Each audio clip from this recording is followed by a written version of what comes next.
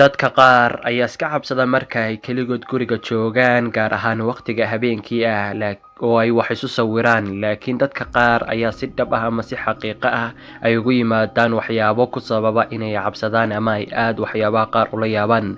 Waana sida ku dhacday James Adams.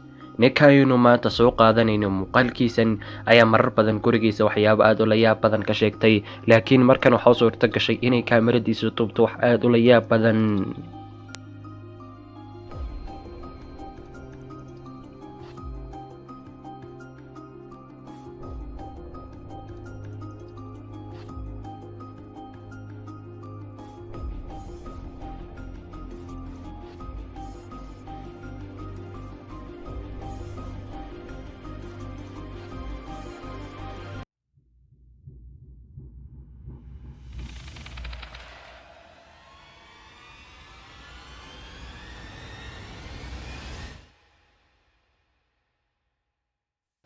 Dadka qaar ayaa markii ay daawadeen muuqaalkan aad ula yaabay, halka dadka qaarna ay yidhaahdeen muuqaalkan oo mid mufabrak ah oo la sameeyey oo la edit-gareeyay, waayo alaabtu si direction ah ayay u socotay. Innagu xaqiiqada ma ogin, laakiin haddii aynu qiyaasno sida waaqiciga ah ama sida uga falceliyay iyo sida aanay u suurtoobi karin sidan oo kale in loo edit-gareeyo ama dadka looga dhaadhiciyo, waxay u egtahay inay tahay muuqaalkan mid xaqiiqo ah. Dadka qaar ayaa aaminsan booqashada ama siyaarada qubuuraha waqtiga habeenimada ah inay aad u halis badan tahay, waxayna daliishadaan arrimahan oo kale ama muuqaaladan oo kale. Mark ayaa duubay muuqaalkan wuxuuna kala kulmay wax aad iyo aad ula yaab badan. You see them? Hello? Is that someone standing there with eyes, or is that just me?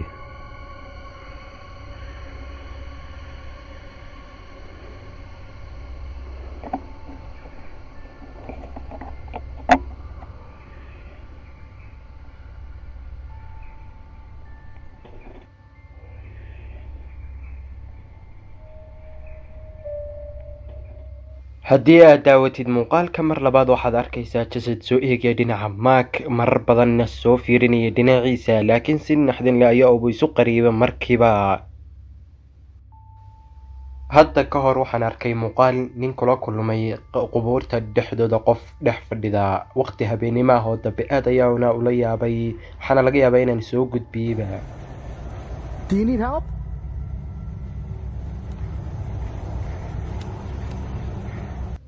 Qolka 209. Qisada ama sheekada qolkan aad ayay u layaab badan tahay, waxayna dhacday sanadkii 2003.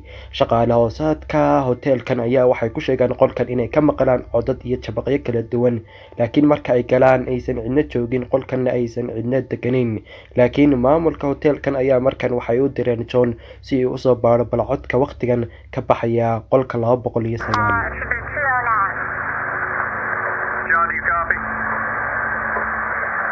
It's room 209. Amy says nobody's checked into that room, and there's reports of screaming coming from that room. Amy, he's on his way down there right now.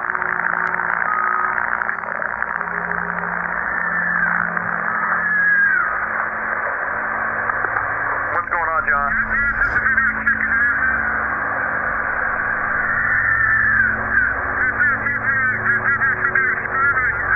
There's no one checked into that room.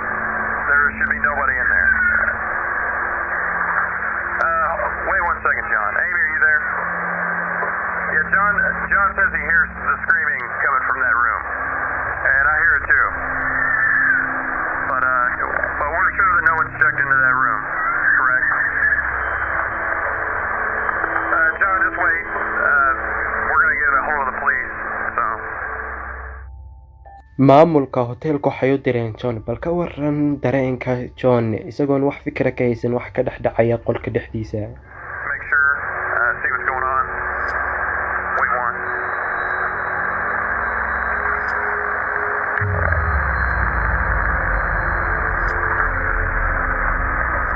John? John, are you there? Kaliya ta markii uu galayba qolka, kaamiradu waxay sawirtay jismi ama wax aad ula yaab badan oo kasoo dhex baxaya qolka oo soo banaynaya. Qolka wax kale ma aysan dhex joogin, biyuhuna waa iska furnaayeen. Okay, Amy, John wants you to call the police right now if you don't mind. He says